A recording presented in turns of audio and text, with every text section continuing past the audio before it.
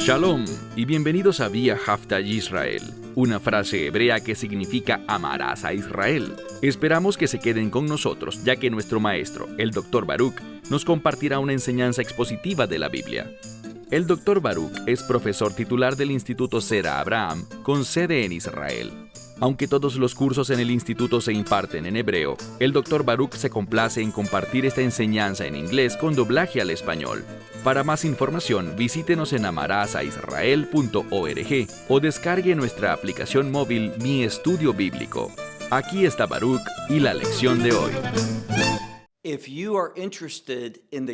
Si estás interesado en el reino de Dios, y deberías estarlo, entonces serás un estudiante diligente en aprender sobre los tiempos finales. Y la razón de esto la aprendimos la semana pasada. Vimos en las enseñanzas del mismo Yeshua que existe una conexión entre el reino de Dios y su establecimiento durante los tiempos finales. En esencia, los tiempos finales son un período de transición fuera de este mundo hacia el reino de Dios. Toma tu Biblia y ve conmigo al Evangelio según Lucas, capítulo 17. Libro de Lucas, capítulo 17. Dios mediante, en esta lección terminaremos este capítulo 17. Asimismo, el tema no ha cambiado. Yeshua sigue hablando con sus discípulos sobre los últimos días. Aquí nos está enseñando un principio muy importante, que somos llamados a tener una mentalidad de reino, con el anhelo de entrar al reino de Dios y no enfocarnos en las cosas de este mundo. Quiero enfatizar esto como un principio bíblico importante. No estés obsesionado ni comprometido con las cosas de este mundo. Comprométete con las cosas del reino de Dios. Como el Mesías enseñó en otro lugar, acumulen para ustedes tesoros en el reino de los cielos, y no en este mundo donde alguien puede entrar y robar, y donde la polilla y el óxido destruyen. Ten una mentalidad de reino. Ve conmigo, como dije, al capítulo 17 del Evangelio de Lucas, y ya estamos listos para el versículo 31. Noten cómo comienza. Versículo 31. En aquel día. ¿De qué día estamos hablando? Bueno, no tenemos que adivinar. Si recuerdas, la semana pasada estábamos hablando del día del Hijo del Hombre. Su día. Y eso está específicamente relacionado con el regreso del Mesías. ¿Y cuándo regresará? Bueno, por supuesto nadie sabe el día ni la hora, pero sabemos esto. Sabemos que Dios no ha destinado a sus seguidores, discípulos de Yeshua HaMashiach, Jesucristo, Él no nos ha destinado para la ira, sino en cambio para la victoria, para que seamos sacados de este mundo de manera milagrosa. ¿Y cómo sucederá eso? Bueno, sabemos lo que dice Pablo, que el arcángel, y estamos hablando de Mijael, descenderá con un grito. Ese grito es la trompeta de Dios. Y esa trompeta de Dios nos recuerda lo que Dios ha provisto para la victoria, para que podamos ser poseedores de las promesas de Dios. Y, por lo tanto, la trompeta del Señor sonará, ¿y qué se nos dice? Que los muertos en el Mesías, los que murieron en la fe y cuyos cuerpos han estado descomponiéndose en la tierra, ¿qué pasará? Bueno, lo que pasará es que ellos, en un abrir y cerrar de ojos, serán reunidos, no con sus antiguos cuerpos, sino con un nuevo cuerpo, un cuerpo glorificado, un cuerpo perfectamente diseñado para el reino de Dios. Así que ellos en ese momento recibirán ese cuerpo de reino. ¿Y qué más? Los que aún estemos vivos, los que están en este cuerpo, nosotros seremos convertidos, seremos transformados. Vamos a recibir también en ese mismo abrir y cerrar de ojos, recibiremos ese cuerpo nuevo, ese cuerpo glorificado, ese cuerpo de reino. Y todo eso sucederá antes de la ira de Dios. Eso es lo que vemos aquí. Pero hay un problema. Muchas personas hablan de esos últimos 7 años y llaman a esos últimos 7 años la tribulación. Bien, estoy de acuerdo en que cosas muy difíciles sucederán allí. Descubrimos que en la primera mitad, y esto puede sorprender a algunos de ustedes, pero en la primera mitad ocurrirá lo que se conoce como la gran tribulación, de la que se habla en el capítulo 7 de Apocalipsis, versículo 12. Mas esa gran tribulación, oigan con cuidado, esa gran tribulación no se relaciona con la ira de Dios como enseña la mayoría, sino que la gran tribulación ocurre antes de la ira de Dios. Y cuando examinamos esa gran tribulación, ella corresponde al quinto sello, en el que los creyentes estarán sufriendo por su fe. Y de nuevo, esto ocurre antes de la ira de Dios. ¿Cómo lo sabemos? Porque la ira de Dios no comienza en el libro de Apocalipsis, sino hasta el capítulo 8. Por eso es muy importante que entendamos a través de tu estudio individual, es decir, que investigues la Escritura por ti mismo y no solo creas y repitas lo que otros dicen. Debemos estudiar para mostrarnos aprobados delante de Dios al tratar con su palabra. Descubrimos que la gran tribulación ocurre realmente en la primera mitad de la semana 70 de Daniel, esos últimos 7 años.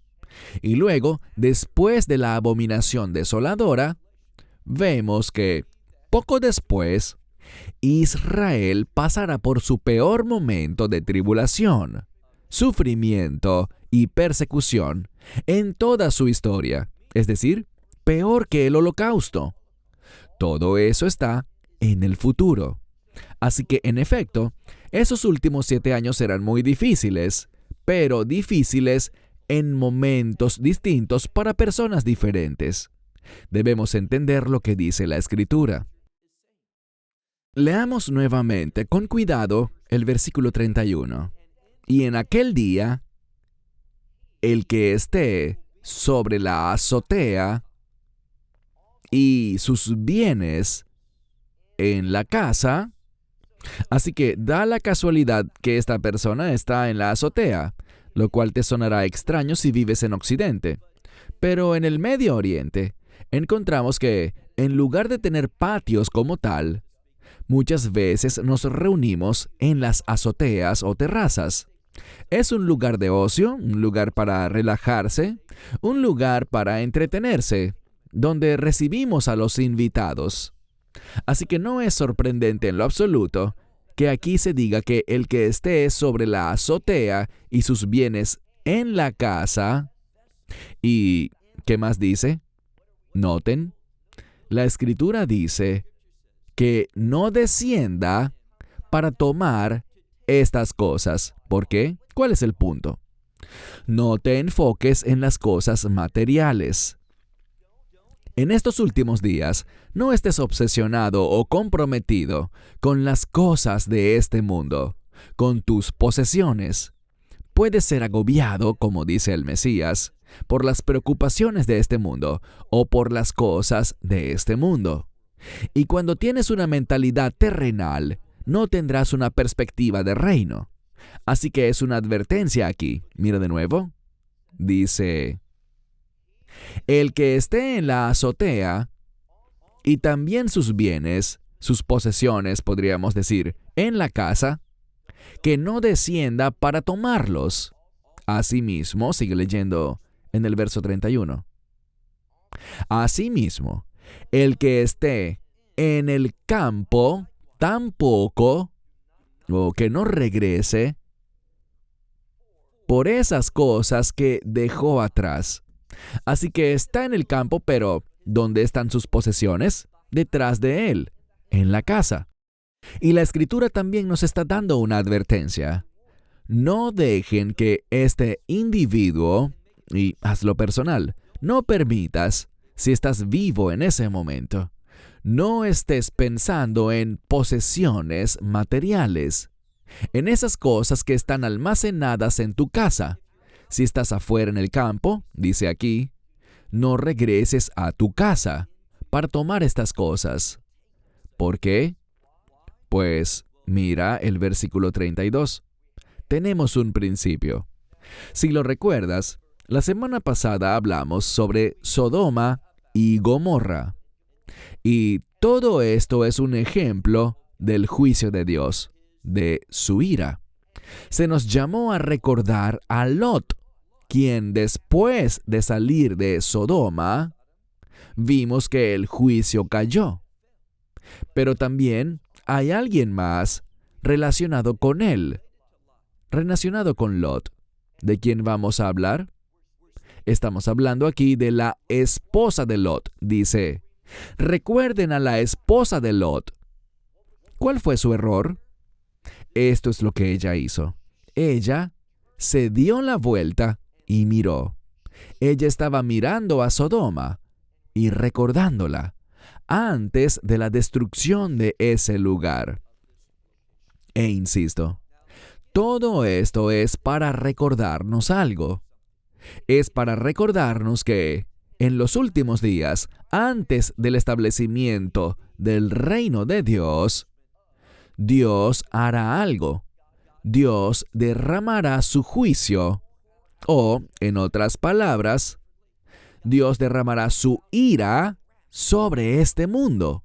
Y su juicio y su ira tienen un buen propósito. ¿Cuál propósito? Si estudias bien la Escritura, verás algo. El juicio de Dios da como resultado el orden de Dios. Podemos ser aún más específicos. El juicio de Dios, su ira, generará el establecimiento del reino de Dios. Su reino, con todos sus aspectos maravillosos, donde no habrá más enfermedad, ni sufrimiento, ni tristeza, ni pecado, ni muerte. Ninguna de esas cosas maravillosas podrían hacerse realidad hasta que la ira de Dios sea derramada. Y de nuevo, mediante el arrebatamiento tenemos una promesa maravillosa. ¿Cuál promesa? Que nosotros seremos removidos, seremos arrebatados. La Biblia usa la palabra griega harpazo, que significa que Dios nos tomará, nos arrebatará y nos llevará al reino de los cielos para que no estemos en este mundo cuando el juicio de Dios, cuando su ira caiga sobre este planeta. Nosotros estaremos con Él. Y hay una promesa maravillosa, que donde Él esté, nosotros también estaremos por siempre. Aférrate a esa promesa. De hecho, cuando te aferras a esa promesa, te estás aferrando a la vida, a la verdadera vida, no a esta vida física, sino a la vida eterna en el reino de Dios. Mira ahora el verso 33, donde dice, aquel que busque su vida, salvarla, la perderá. Entonces, si en ese momento estás consumido, obsesionado con salvar tu vida, y quiero hablar sobre un grupo de personas que se conocen como los preparadores. Ellos están preparándose en cada detalle, almacenando cosas, comida, e incluso previendo la capacidad de generar electricidad, etc. ¿Por qué? Porque están enfocados en una sola cosa: sobrevivir. Esa no es una actitud guiada por el Espíritu de Dios. Y si eso te ofende, oféndete. Pero los preparadores están muy alejados del corazón de Dios. No fuimos llamados a sobrevivir. ¿Qué dice la Escritura aquí? Aquellos que buscan salvar su vida, la perderán. Pero aquellos que, como seguimos leyendo en el texto, pero aquellos que pierden su vida, ¿Qué harán? La mayoría dice, la encontrarán, pero si observas esta palabra, es una palabra compuesta de dos palabras griegas. El término para vida y el término para llegar a ser, para empezar a existir. Así que cuando tengo la actitud de que estoy dispuesto a perder mi vida por el reino, por fidelidad a mi Señor y Salvador, el Mesías Yeshua, no salgo corriendo a esconderme, no me desespero almacenando posesiones para sobrevivir, sino que cuando la persecución contra los creyentes comience, y será cada vez más intensa, porque ya comenzó, muchas personas están sufriendo por su fe hoy día en diferentes partes del mundo. Y cuando el imperio del anticristo se establezca, y estamos viendo evidencia de que ese imperio está creciendo y tomando forma, ¿qué pasará? Ten algo por seguro. Tú vas a sufrir. Muchos creyentes serán arrestados y algunos serán ejecutados. Y eso está bien, porque nuestra esperanza no está en este mundo. Mi esperanza está en el reino de Dios. Entonces, aquellos que pierdan su vida por su causa, por fidelidad a Él, debido a un compromiso con el reino, ¿qué les pasará? Bueno, esa acción de perder su vida, en lugar de intentar preservarla a toda costa, esa pérdida de vida es lo que realmente traerá vida, pero no una vida física, sino una vida de reino. ¿Por qué? Porque estar ausentes de este cuerpo, ser ejecutados por el enemigo, eso no es un problema para mí, ya que estar ausente de este cuerpo significa inmediatamente estar presentes con el Señor. ¿Y cuál es su gran promesa? Que donde Él esté, nosotros estaremos para siempre. Siempre estaré con Él. Y si tengo que ser martirizado por mi fe, que así sea. No huyas de eso. Acéptalo con gozo. Y entiende que la muerte no será algo amargo. Puede ser dolorosa, pero no será amarga, porque la muerte te llevará a la presencia eterna del Mesías, donde experimentarás al Padre, al Hijo y al Espíritu Santo por siempre y para siempre. Mira ahora el versículo 34. Les digo que esa noche habrá dos en una cama. Uno será tomado y el otro dejado. Bien, ¿de qué habla esto? Bueno, nos habla de dos personas. Y bíblicamente el número 2 con frecuencia se refiere a dos opiniones divergentes. Y eso ciertamente es apropiado aquí. ¿Por qué? Bueno, dice que hay dos en una cama, presumiblemente marido y mujer. Pero el 2 habla de dos opiniones distintas. Uno es creyente y el otro no. El creyente será llevado y el no creyente será dejado. La verdad de la Escritura es esta. No importa dónde estés, ni con quién estés. No depende de tu ubicación, ni de con quién estés casado, sino que se trata de la fe en el Evangelio. Así que dice aquí, esa noche habrá dos en una cama. Uno será llevado y el otro dejado. Veamos ahora el verso 35. Dice, dos estarán moliendo en el molino. Y dice, en ese mismo lugar. Entonces, de nuevo, ahora vemos algo. No está enfatizando simplemente ese lugar, esa misma locación, sino que enfatiza la labor que están haciendo. ¿De qué se trata? Esas dos, y generalmente se refiere a dos mujeres, la palabra dos es femenina. Y por lo tanto, estas dos mujeres están trabajando. Noten que están haciendo el mismo trabajo, pero una es llevada y la otra es dejada. ¿Por qué?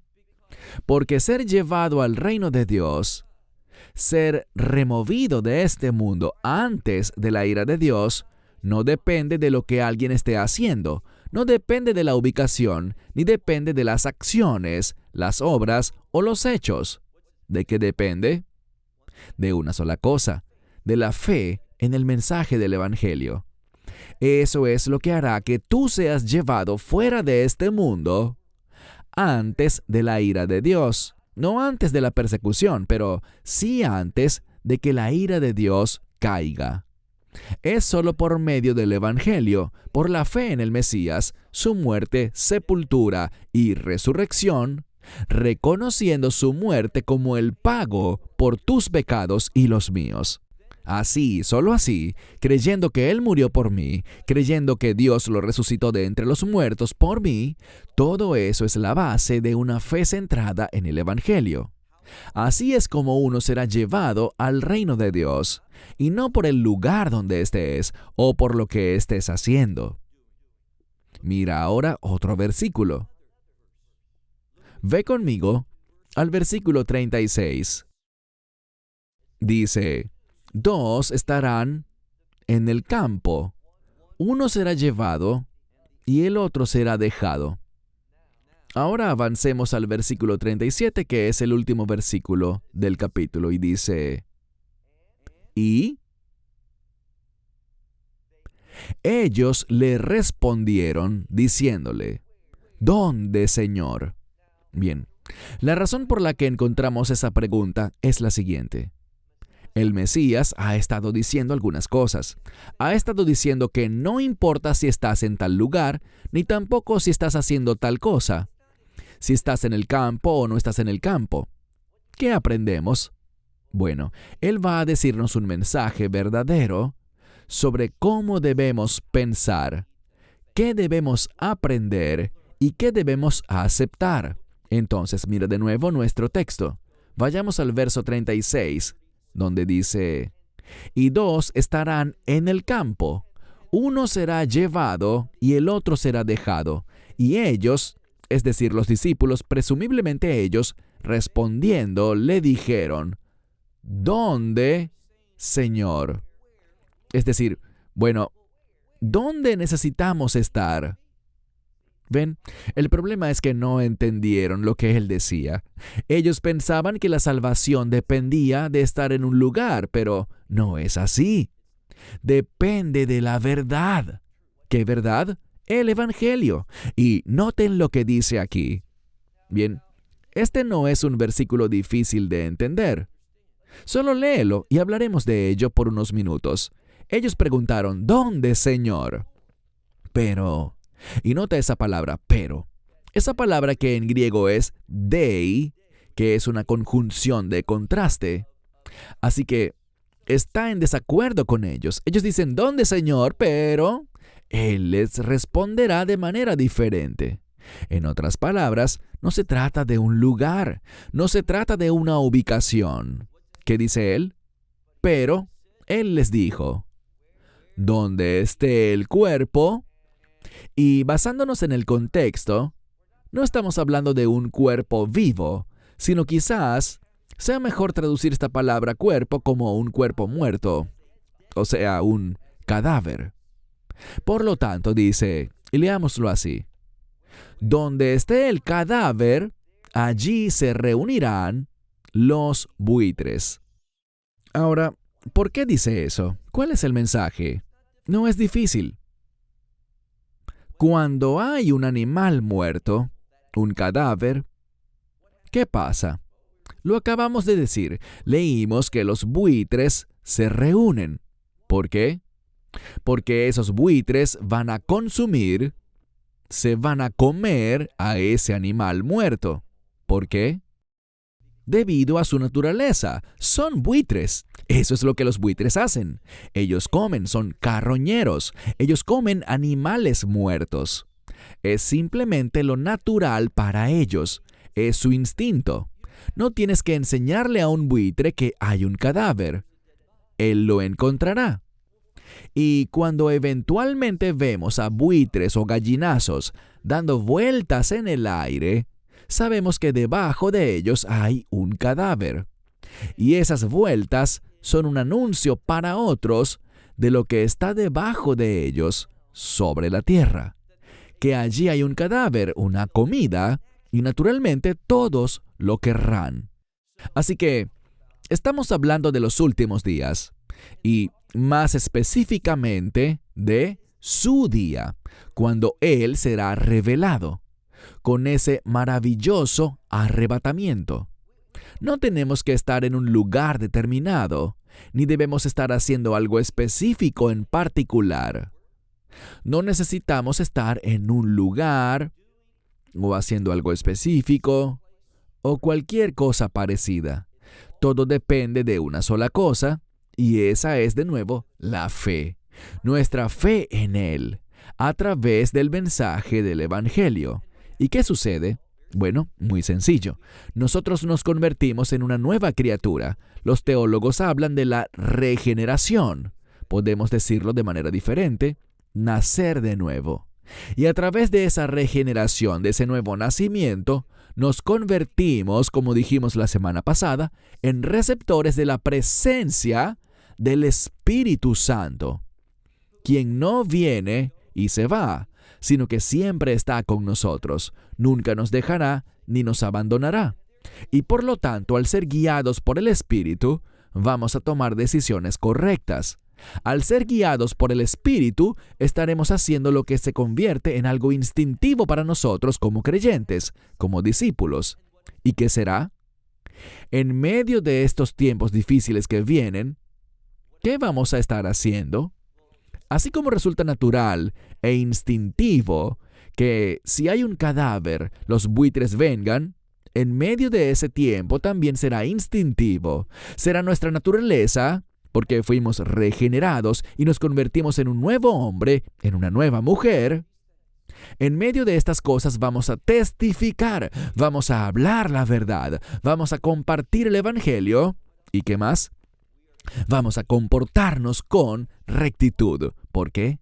Porque eso es lo que somos. Nos hemos convertido en la justicia de Cristo. Y por lo tanto, eso es lo que estaremos haciendo en este periodo de tiempo, en esos últimos días. ¿Y qué más? Bueno, Dios va a ver por nuestras acciones, por nuestra fidelidad, por su gracia en nuestra vida trabajando y obrando, que vamos a estar haciendo las cosas que testifican a otros que le pertenecemos a Él. Y en cuanto al don del Espíritu Santo, Él es nuestra garantía, nuestra seguridad de que pertenecemos al Mesías y de que tenemos esa esperanza de reino que no nos defraudará. Así que no te preocupes, mantente orando y estudiando, y ten la seguridad de que serás hallado fiel en estos últimos días. Esperamos que te hayas edificado con el mensaje de hoy y lo compartas con otros. Te invitamos a seguir nuestros estudios cada semana por este canal y por el portal de YouTube de Amarás a Israel. También puedes descargar nuestra aplicación móvil gratuita, Mi Estudio Bíblico. Finalmente, para obtener más información sobre nosotros, visita nuestra web amarasaisrael.org, donde encontrarás otras conferencias de Baruch en audio, video y texto. Hasta el próximo programa. Que el Señor te bendiga en Yeshua HaMashiach, Jesús el Mesías, mientras caminas con Él. Shalom desde Israel.